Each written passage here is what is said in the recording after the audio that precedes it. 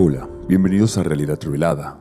En esta segunda parte de nuestra investigación sobre el Arca de la Alianza, nos adentraremos en un terreno de asombro y de perplejidad, en donde los fenómenos de índole divina o sobrenatural se entrelazan con una narrativa cercana a la ciencia ficción. En el centro de esta narrativa se encuentra el arca que, según las crónicas antiguas, fue testigo y protagonista de actos que dejaron sin aliento a aquellos que lo presenciaron.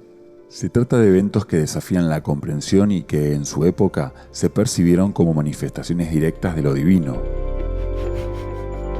El Arca de la Alianza adquiere un significado espiritual profundo de suma importancia para los investigadores de la historia, pero lo que más intriga y fascina es su participación en una serie de acontecimientos que desafían las leyes naturales y cuyas explicaciones van más allá de lo que la mente humana puede abarcar. En principio debemos relatar dichos acontecimientos para luego intentar poner luz sobre lo que realmente pudo haber ocurrido en dichos actos. Empecemos.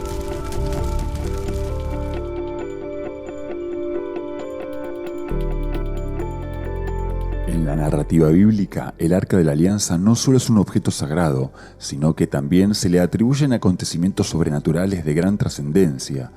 Estos momentos, marcados por intervenciones divinas, destacan la importancia y la sacralidad del arca en la historia del pueblo judío. Uno de los eventos más sobresalientes relacionados con el arca ocurrió durante la travesía del desierto, cuando los hijos de Aarón, Nadab y Abiú, ofrecieron un incienso no autorizado en el tabernáculo. En un acto de divina justicia, el arca emitió una manifestación de fuego que los consumió instantáneamente. Otro episodio memorable es la muerte de Uzá mientras transportaba el arca. Durante la travesía hacia Jerusalén, cuando el arca se tambaleó en el carro, Uzá extendió su mano para estabilizarla, un gesto que, aunque bien intencionado, desencadenó la ira divina. Uzá murió en el acto como castigo por su falta de respeto hacia la sacralidad del arca.